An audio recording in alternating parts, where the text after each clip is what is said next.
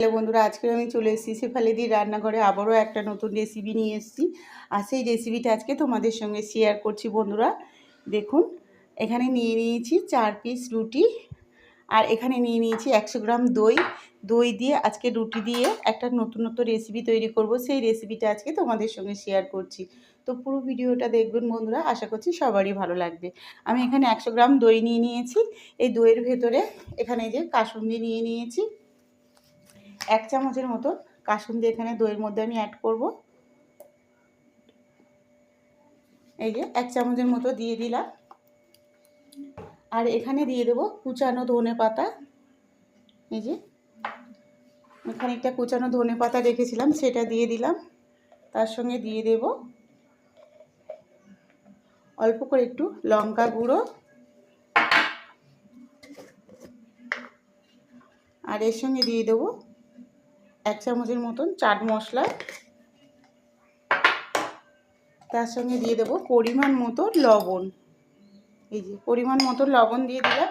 দিয়ে এই দইটাকে কিন্তু এই চাট মশলা আর নুন হলুদ সব কিছু দিয়ে এটাকে কিন্তু দইটাকে চাট মশলা টশলা দিয়েছি, ধনে পাতা দিয়েছি, দিয়ে দইটাকে ভালো করে ফেটিয়ে নিতে হবে। এই দেখুন বন্ধুরা, এখানে আমি 2 চামচের মতন দিয়ে দিলাম টমেটো সস।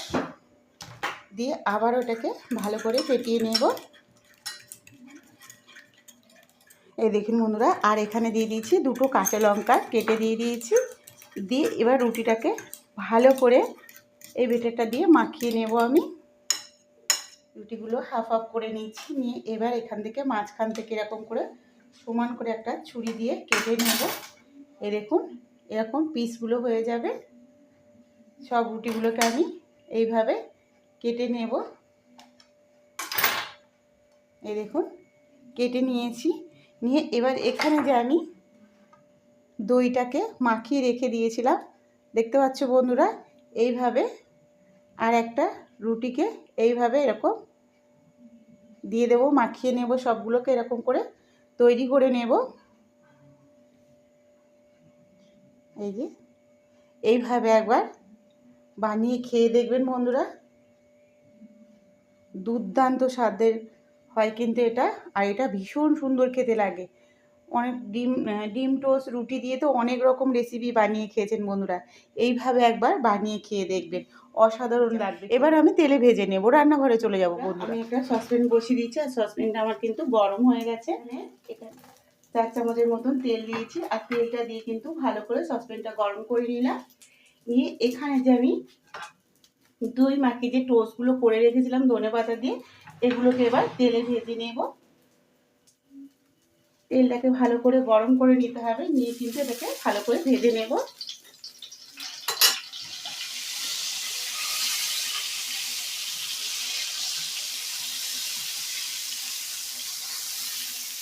এটা কিন্তু বন্ধুরা বেশি ভাজার দরকার নেই, হালকা করেই কিন্তু এটাকে ভাজতে হবে।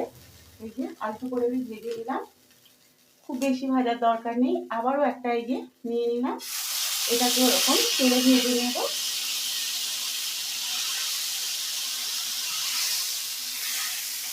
কিন্তু আমি সুন্দর করে ভেজে নামিয়ে নিয়ে এসেছি।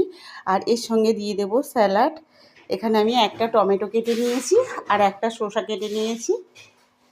দিয়ে এবার এটাকে সাজিয়ে দেব আমি।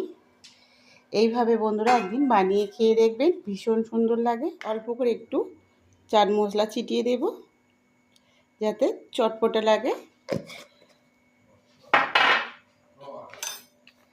তার সঙ্গে একটু টমেটো সস দিয়ে দেব।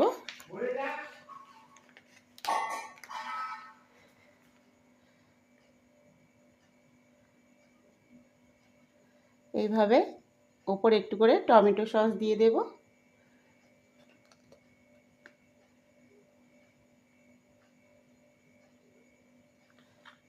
সস দিয়ে দিয়েছি, আর এর পাশে কিন্তু আমি দিয়ে দেবো একটু ধনেপাতা। তার সঙ্গে দিয়ে দেবো একটু ওপরে টক দই।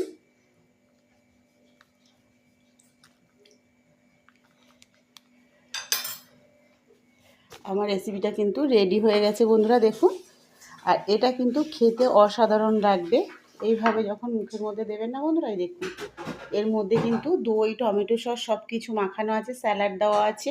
আর রেসিপিটা কেমন লাগলো বন্ধুরা অবশ্যই কমেন্টে জানাবেন। প্রত্যেকটা রুটি কিন্তু ভেজে নেওয়া হয়েছে, এর মধ্যে কিন্তু সব রকম মশলা দেওয়া আছে। আর একটা হেলদি খাবার বন্ধুরা, ঝটপট অফিসে যাওয়ার সময় কিন্তু এই টিফিনটা বানিয়ে খেতে পারেন, বা বাচ্চাদের স্কুলে ওই টিফিনটা বানিয়ে দিতে পারেন। খেতে কিন্তু ভীষণ সুন্দর। রেসিপিটা ভালো লাগলে শেফালিদি রান্নাঘর চ্যানেলটিকে অবশ্যই সাবস্ক্রাইব করে নেবেন। ফেসবুক থেকে দেখলে একটা ফলো করে দেবেন, আর লাইক করতে ভুলবেন না বন্ধুরা। রেসিপিটা বন্ধুদের মধ্যে শেয়ার করবেন। সবাই ভালো থাকবেন, সুস্থ থাকবেন। কালকে আবার দেখা হচ্ছে নতুন এক রেসিপি নিয়ে।